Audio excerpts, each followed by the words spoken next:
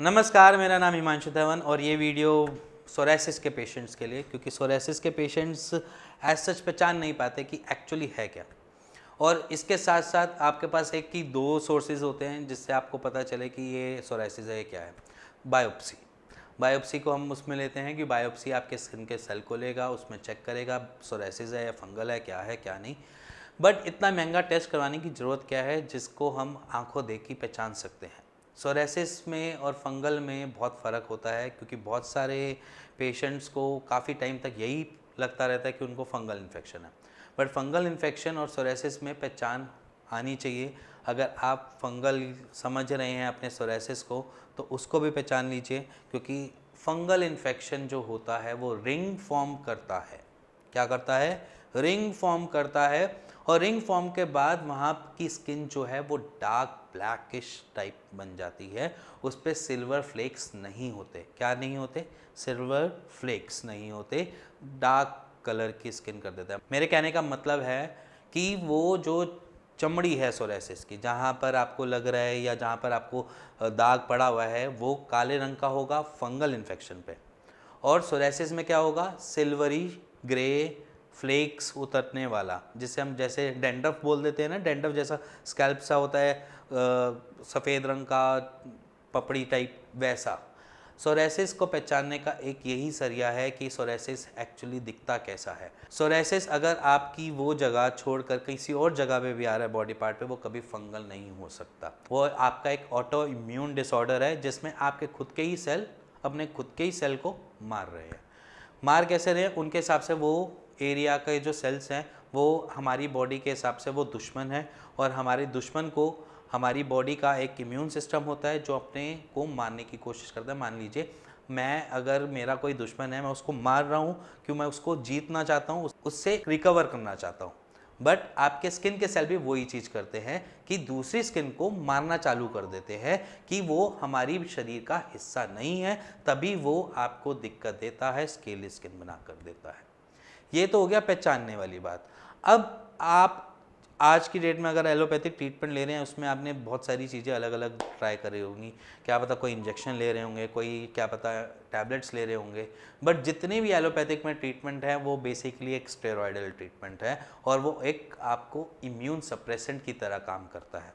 Immune suppressant के माने कि आपको जो मेडिसिन जा रही हैं अंदर की तरफ, वो आपके इम्यून को सप्रेस कर देता है। जो उसकी लड़ने की क्षमता है, जो मैं से बताया था कि वो अपने सेल्स को दुश्मन मानता है, जिसकी वजह से वो उसको फाइट कर रहा है, वही चीज़ उसको सप्रेस कर देती है, और वहाँ पर दिक्कतें और अलग लेवल की खड़ी हो जाती हैं। छोटी छोटी बीमारी लगना चालू हो जाता है। स्टेरॉइड्स होते हैं तो आपकी किडनी का इफेक्ट भी आता है, क्योंकि बहुत सारे क्लिनिक ऐसा करते हैं कि आपको एसिन इंजेक्शन आपको स्टेरॉइड्स दे रहे हैं, उसके बाद वो आपका KFT और LFT जरूर करवाते हैं। LFT KFT इसलिए करवाते हैं कि आपकी किडनी पे कहीं इफेक्ट ना आ रहा हो, आपके लीवर पे कभी इफेक्ट ना आ रहा हो।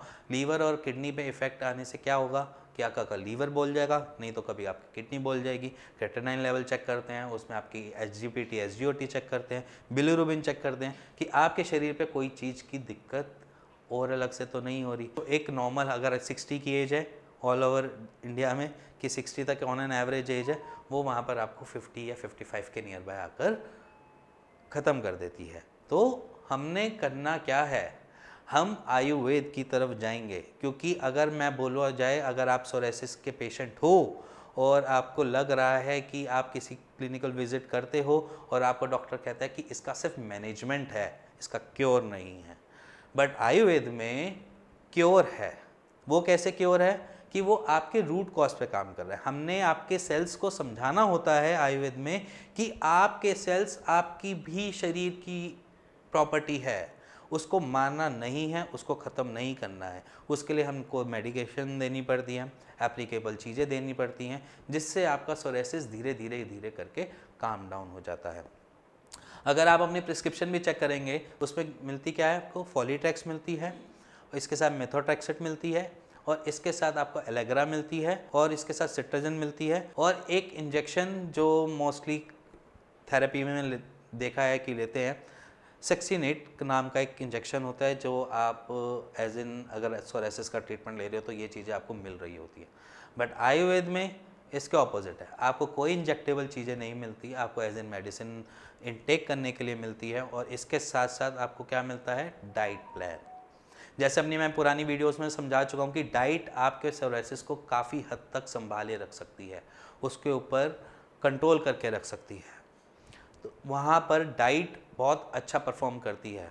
जैसे कि अगर आपने सॉल्ट छोड़ देते हो तो वहाँ पर आपकी इचिंग कम हो जाएगी, इन्फ्लेमेशन कम हो जाएगी। खट्टा छोड़ देते हो तो सूजन कम आएगी, इन्फ्लेमेशन कम होगी, जिससे आप सोराइसिस से आराम से उसको डाइट से ही मैनेज कर सकते हो। और अगर आपको कुछ भी माइंड में ऐसी थ्योरी है या माइंड में कुछ भी ऐसे कि सोराइसिस कभी ठीक नहीं हो सकता, हमने इधर उधर इलाज करवा लिया, तो शायद आपको एक बारी आयुर्वेद की तरफ जाना चाहिए और एक राइट ट्रीटमेंट लेना चाहिए। और अगर आपके मन में कोई सा भी डाउट हो तो आप नीचे दिए हुए नंबर पे अपनी इमेजेस भेज दीजिए, हमारी टीम से बात कर लीजिए, और अगर आपको कुछ सॉल्यूशन मिलता हो तो फिर फर्दर हम देखेंगे। बट अगर आपको ये वीडियो पसंद आई हो तो please like share bell icon दबा दीजिएगा, क्या पता किसी सोराइसिस वाले की हेल्प हो जाए। Thank you and thank you very much.